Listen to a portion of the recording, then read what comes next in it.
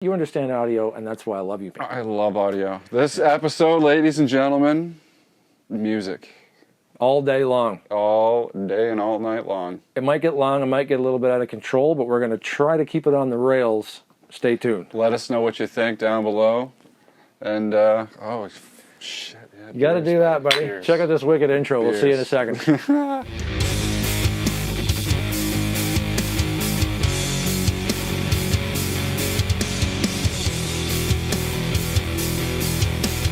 So you were picking my brain about you weren't picking my brain about anything. You wanted to ask me something about music and all this.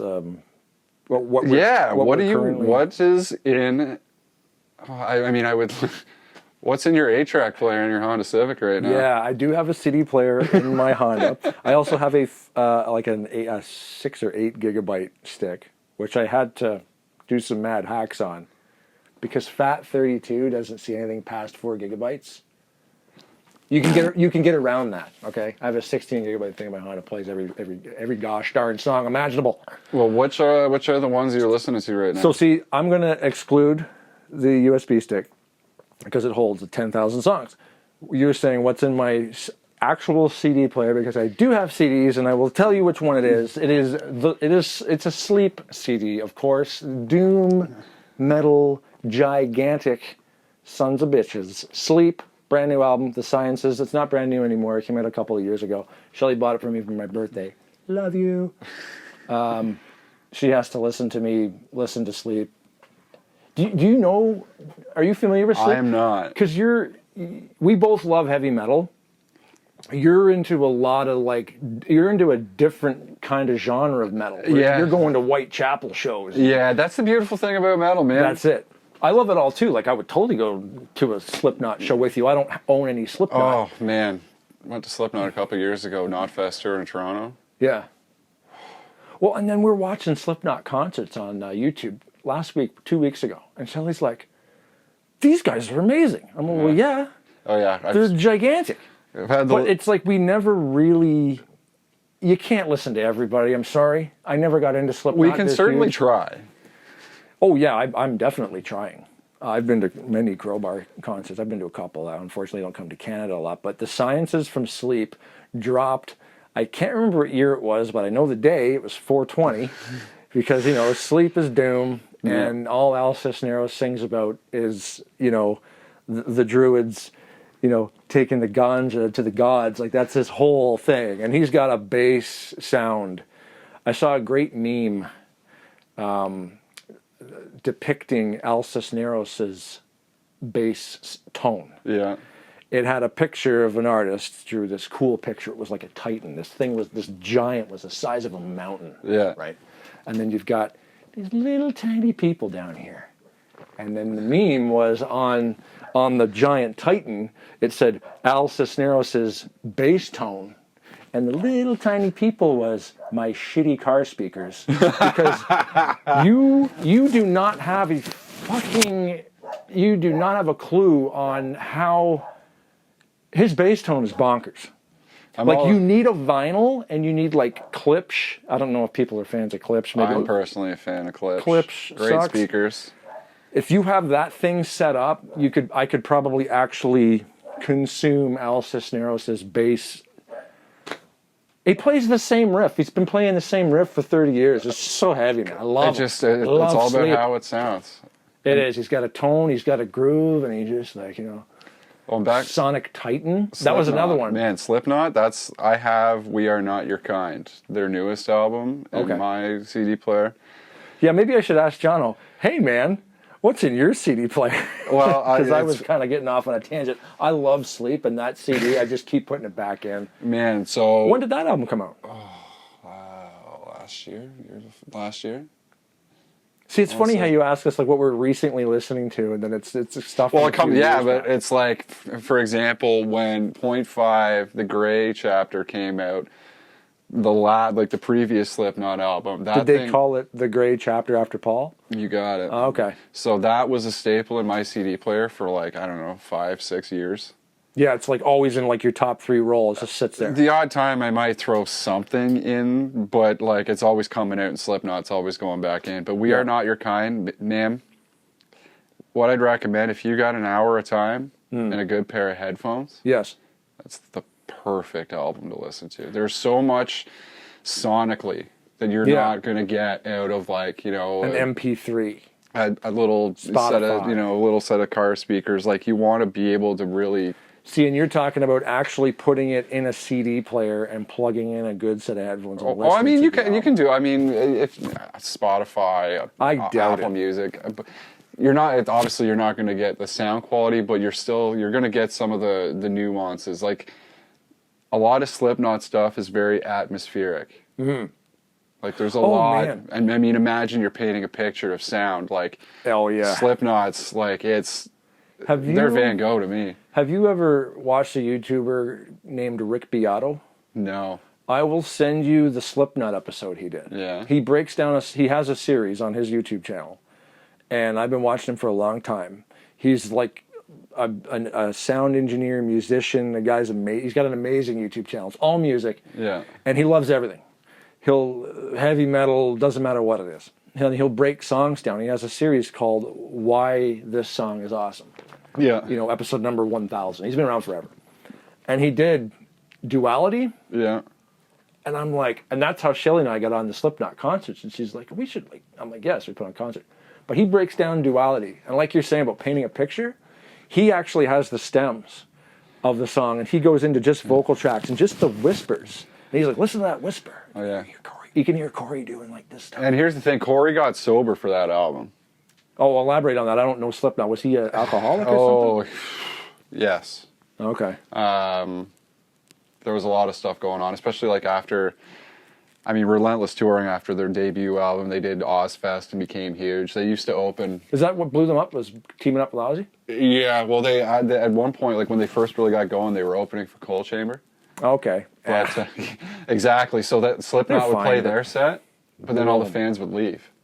Yeah. So they wouldn't even stay for like the headliner. Yeah.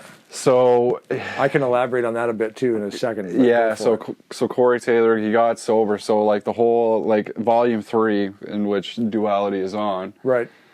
Yeah, that album was amazing. Yeah. Like it's like they commit. I don't know. I'm biased. I mean, I've been a fan for quite a while, but they're good though. To me, like each album, it's completely separate from what they did before, sonically, and like what they're writing. See, and starting the Stone Sour thing allows him to do whatever he wants. Stone Sour, he was in Stone Sour before he was in Slipknot. Really? Stone Sour's been around for a long time. I did not know that. Yes, sir. Oh, okay, so they rolled Slipknot out, and then he's like going back to that thing. Well, that's kind of what got.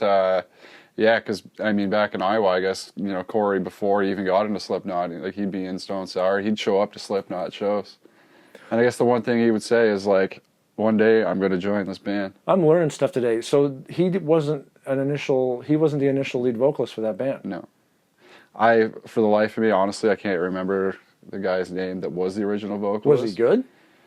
He wasn't as melodic as Corey. They wanted to go somewhere, so they wanted to bring someone in who could scream, but who could also sing. And if you listen to Stone Sour, to me, he's the best metal vocalist there is right now, based on range, tone, what he's able to do, because he can get the deepest growls, but he can sing beautifully at the same time. You said now, because I would totally fight you and say it was Peter Steele, but he's been dead for 10 years. Typo negative. The best. I don't even care what you say. And this is why we're bros. Peter Steele has, I think, an 8-octave range, which is impossible. Yeah, Cornell had a really crazy range too, didn't he? Yeah. Goosebumps, man. Yeah, Cornell was unreal. I tell you, that was the first time I had heard that a celebrity passed away, and I started to cry. Yeah. I don't know why. That bothered me. I didn't cry, but it was almost. Oh, I did. And the same with Dime. When Dime got killed on stage, John Bagdero from Pantera at a Damage Plan show got shot. That was pretty rough. And it was the same date as John Lennon was killed too. And it was bullshit. Just some military guy that took the words out of a magazine verbatim and blamed the breakup of Pantera on Dime. Yeah. What kind of bullshit is that? And the band split. They all went and did their own stuff, man. Phil got into Down and Superjoint and all these other bands. Well, and Vinny and Dime got into the Damage Plan. Yeah. And they were sick. And Rebel Meets Rebel. Yeah. Did you ever get that? I never really got into that. No? It was cool. David Allan Coe Yeah. and the Cowboys from Hell. So it was Rex, Vinny, and Daryl. And then it was David Allan Coe, the country legend, Western guy. He was singing. And it's cool, man. And there's a lot of riffs on there where they do sound like Pantera stuff. Because I don't believe that they thought people were going to hear that. We're almost out of time on part 1. Sorry to interrupt. Quick break. We're going to continue this. I mean, speaking of when we were talking about dying. Yes. The Blessed Hell Ride. Oh, the Black Label. Black Label Society, yep. Can we just talk about how legendary that album is? Yeah, I have a lot of the. I can't remember it specific. All of Black Label is one big thing for me. Fair enough. I don't really. But that's one that I've been going back to in my car recently. Yeah. Is Mafia is one for me. Yeah, that's a good one too. It's all good. I haven't Zach's really the kept up man. with him in the last 5 or 6 years, though. The Is that my bad, or am I just not paying attention? wife and I went and saw Ozzy a couple years ago at I guess it's the Budweiser stage now. I think it was the Molson Amphitheater at that point in time. In Toronto, Ontario. Yeah, and Zach Wilde they played War Pigs, and I bet you it was about 20 minutes long. Because I heard that he has a cover band called Zach Sabbath. Yeah, he does. Well, Yeah. let me tell you, he went into the That crowd. should be great. Man, Yeah. he's soloed for like 10 minutes just walking throughout the crowd. And it That's was the kind of most annoying. insane. Yeah, well, I'll tell you. But if it's Black Sabbath, let it rip, man. Man, It's always fun, though, man. I've seen him once, too. Same thing, just up there bleeding. I was like, fuck this. I'm not playing a guitar again. No, exactly. After If you watch watching this him. guy just sit there. And he's hammered. No. He's had 17 beers, man, and he just gets better. But it's just that, like, the guitar is a part of him. Yes. Like, it's not even... When you see a guy play guitar, like you just said, you want to put your guitar down. Like, I didn't want to... Like, we left there, and I was like, babe, like, I don't want to play again. Have you... It's like when you watch old Stevie Ray Vaughan live footage. Oh, yeah, you're And just like... he's gone. He's just gone. And he's just playing. He's one with his guitar. Yeah. Hendrix, Clapton, David Gilmour, like all those guys. What's the other guy? Mark Legends. Knopfler from Dire that Straits. probably like the most underrated guitar hero Mark ever. Knopfler? Yeah, 100%. Like that You guy. watch these guys play, they don't even try. He doesn't use a fucking pick. Oh, he doesn't? No, listen to anything by them, and it's fingers. He's just No way. yeah. I didn't know that. Yeah. Mark Knopfler. Oh, going back to what we were talking about before about concerts, where the opener blows where the opening act blows away the headliner. My boss, when I used to work at Staples, way back in the day, went to like Maple Leaf Gardens in like the 70s to see. I can't remember who he actually went to see, but Pink Floyd was opening for them. Oh Lord. And he's like, so say Pink. How do you follow that? That's what he said. He's like, say Pink Floyd was opening for Mountain. I don't know the timing on Mountain. I can't remember what year they came out. Leslie West, amazing guitarist. And rest in peace, he's gone now too. Yeah. But it probably wasn't Mountain. Mountain would have been awesome. But like, say he went to go see this band. I can't remember what band it was, but he said that Floyd opened, and then he's like, within 15 minutes, people were leaving when the mainliner came on because nobody cared. Yeah. And it's like, who's this Pink Floyd band? They're going to be kind of bullshit. We just want to watch our band. And they're like, whoa, boom. And you're like, yeah, no, we're done. Bye. And then everybody left. Because then the main act comes on and they drop the ball a little bit and they don't sound tight. Yeah. I mean, we just watched this like mathematically pristine Yeah. show.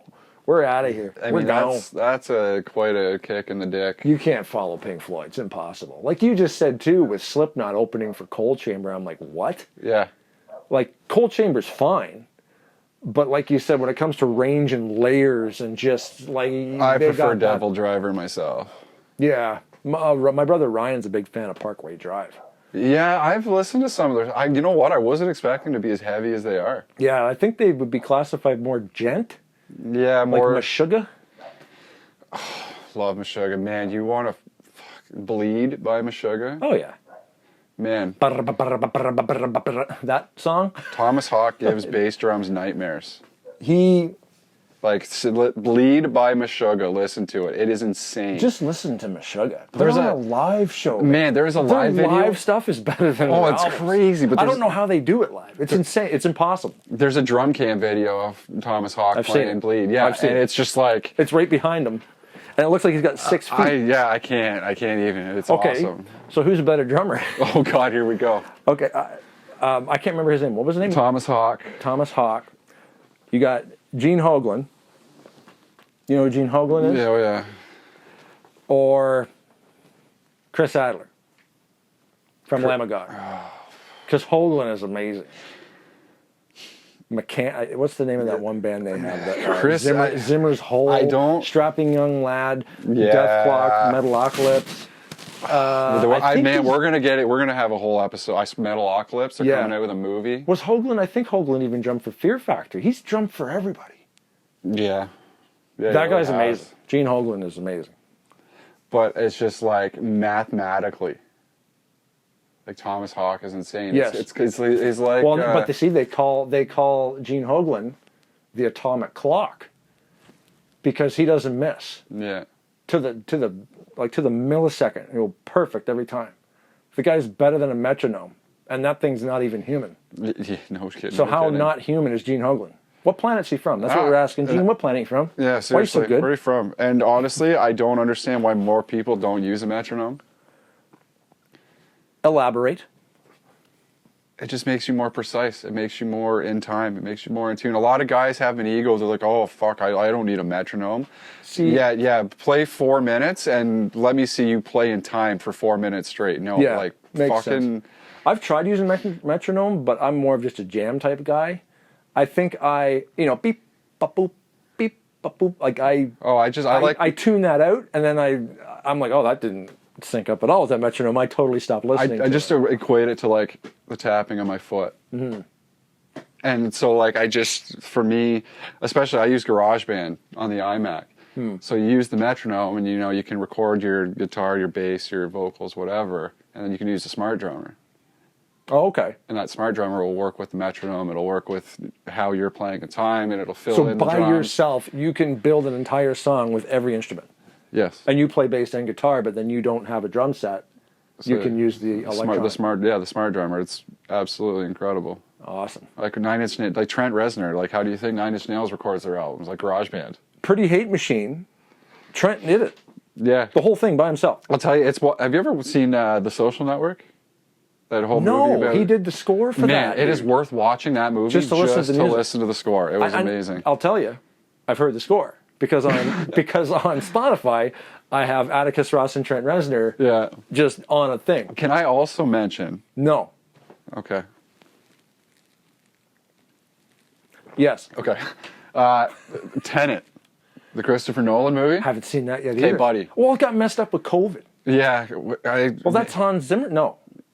Who did that? It wasn't Hans Zimmer that time. I couldn't tell you, but he always uses Hans Zimmer. All I can tell you is it is worth watching that movie just for the soundtrack. Oh yeah, it's incredible. I mean, Rach and I went into it not knowing anything about the movie. Like, it was incredible. It was like Inception. It was a mind blast. I'm going to quickly Google.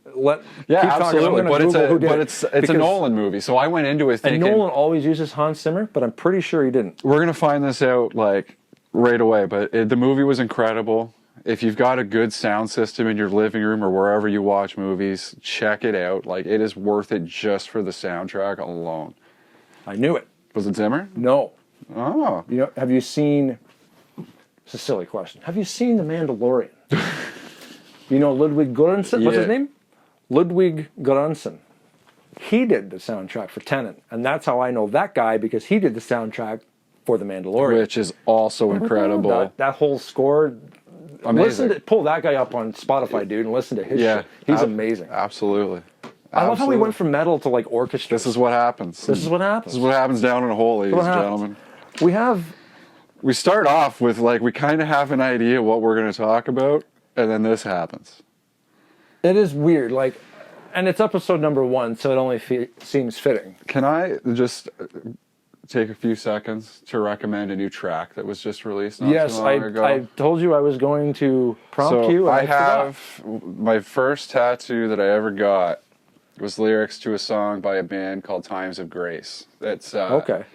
Adam Duckowitz of Killswitch Engage. Years and years and years ago, he had I believe it was a herniated disc in his back, and he was laid up in the hospital. Okay. So Killswitch is touring. He's stuck in a hospital. He can't play. Is he the lead singer? No, he would be lead guitarist, backing vocals. Okay. Yeah, I don't know them. So he's in the hospital, and he records in his brain this album. He basically comes up with this Times of Grace. Okay. And let me tell you, that album changed my life. Okay. Straight up, like that album. Word, son. Don't leave me hanging. That album, honestly, is part of the reason I'm still actually alive today. It kept me going in a really, really shitty time. This motherfucker right here, wait. Bang. So this was 10 years. Music, bro. Yeah, music. I'm the same way. Yeah. So this was 10 years ago that album dropped. The Hymn of a Broken Man. So they just came out with a new track called The Burden of Belief. Killswitch? Let me tell you, no, Times of Grace. Oh, okay. So really? They're kind of like a side project for Killswitch. Right. So that's how back in the day Jesse Leach, the original Killswitch lead singer, he left. Right. For reasons, and then he kind of reacquainted himself with Adam for Times of Grace, which ended up leading to him coming back to Killswitch, which I called, by the way. Oh, because you follow these guys, know that the whole thing's gonna restart again. Yeah. And so they just came out with this track called The Burden of Belief, and like chills, man. Yeah, absolute chills. Like that band you're talking about, was it not a thing? They for a long time. Yeah, well, they came out with this album. They toured. I was actually at, I guess it would have been their 15th or 16th show that they ever had played as a band. Like their very first tour I was at. And then they played a show at Heavy T.O., and I bought tickets to Heavy. Now, keep in mind, Megadeth, Motorhead, Rob Zombie, everybody was there. Bodum, Anthrax. And I went for Times of Grace because they're absolutely incredible. But Burden of Belief, check it out on Spotify, Apple Music, YouTube. It's amazing. It's brand new. Like brand new. Like lyrically, man, it just took me for a ride, brought me back to 10 years ago. Who's singing on it? Jesse Leach, who was the original lead singer for Killswitch. He's back in Killswitch, but he's the lead singer of this. That's cool how they always help each other out. Yeah, it was a really cool story. And I'll tell you, I first learned about Times of Grace from like a half-a-page Guitar World article. Like I didn't even know they were a thing. And back in the day when there was magazines. Oh man, that was my bathroom go-to. I have Guitar World and what's the other one? There's Premier Guitar. I think Kerrang. Oh, that was just like the music news. Yeah. Yeah. But I had guitar. Yeah, I had a couple of them. I don't know how many. I thought it was pretty cool that you could go and take a dump and learn how to play a tune because they always put the tabs in the back of the Guitar World magazines. Yeah. Some of them came with a CD, didn't they? Yeah, they came with video lessons. I know there was, but I mean, they got away from that, which kind of sucked. I think it probably just cost too much money. That's cool though, man. And like, the internet. Music and that's what music does, man. It pulls you. You need art to escape from stuff. Well, I'll tell you, like the first time I waited, I went to work and slept and got up the day that this track was released because I was pumped up for this track before it was even like I knew it was coming and I was really pumped. Oh wow! And so I just I put it on the stereo and I just sat there and man, the emotions that ran through me. Yeah, it was mind blowing. It was weird. I almost had the same feeling when I believe it was a Pale Horse Named Death. Kenny Hickey's band from Typo Negative. So Peter passes away and Typo Negative, Josh, the keyboardist, became a paramedic and doesn't play anymore because they were friends since they were 4 years old. Man, that'd be a tough thing to go through. So he just doesn't play music anymore. But Kenny and Kenny and Johnny, the drummer, they went and started this. They're in Silvertomb now. A Silvertomb, a Pale Horse Named Death, and Seventh Void. Those are the three bands that sort of came out after Typo. Yeah. And I'm pretty sure, I get Pale Horse and Seventh Void confused. There was a song, and I hate how I can't remember the song. I just know it was the last song on the album. Yeah. And it starts, and I'm like, man, this is a Typo song. And nobody's singing on it for like a while. Yeah. For like a minute or two. And I'm like, if Peter starts singing, I'm going to start Like, I don't even know what the fuck this is, because I thought they might have found an old Type O song. Yeah. And then Kenny starts singing, and I'm like, woof. Yeah, I almost lost my mind. I'm like, Shelly, you gotta listen to this. Man, that's like this track, Burden of Belief. So I like, almost thought Pete was gonna start singing on it, because it really had that 90s Type O shit going on. so Jesse Leach is singing, right? Singing wise, like the guy's incredible. Like his voice, just the tone, it's incredible. So he's singing this track. And a lot of the Times of Grey stuff was, it sounded a little bit different than Killswitch, but you got guys from Killswitch in the group. They're screaming, right? There's some heavy, deep vocals. So this track, Burden of Belief, you're listening to him sing throughout 85-90% of the track. Okay. And then towards the end, the screams started to come in. Cool. Kind of like we're leading you into the new album. We're going to give you a taste. And at the very last second, you can hear him start to scream. And I'll tell you, man. Yeah. The fucking goosebumps. Yeah. Listen to that song, everybody. Because this band, especially when you're so invested in their stuff and know how they operate, and you're like, oh, this is cool. And it's like he knew. Yeah. That those fans were like, oh, shit. Yeah, it was like that was the plan all along with releasing this particular track. It's like, there's a few songs on the album, like the previous album, that kind of had that kind of slower build to it. But it's just like with this particular track, like what's coming. Yeah. It's really like it's amazing throughout. There's at the very beginning of the song in the intro, there's a nice little guitar line, but in behind the guitar line, it's just static. Okay. You hear some static, but it fills in. It's almost like it's like you take a white canvas and you paint these guitar notes, and then it's like that static just fills in like the sky in the background. Yeah. It sounds incredible. You take that static out, and I don't think it would be as powerful as it was. Yeah, it's weird how you will listen to a song over and over again, even, and I'm still hearing stuff in songs. I'm like, man, I never heard that in there before. Yeah. Like there's a weird piano off in the distance on the left channel or something. Yeah. People they'll hide stuff in songs, and not even hide them. They layer them so well that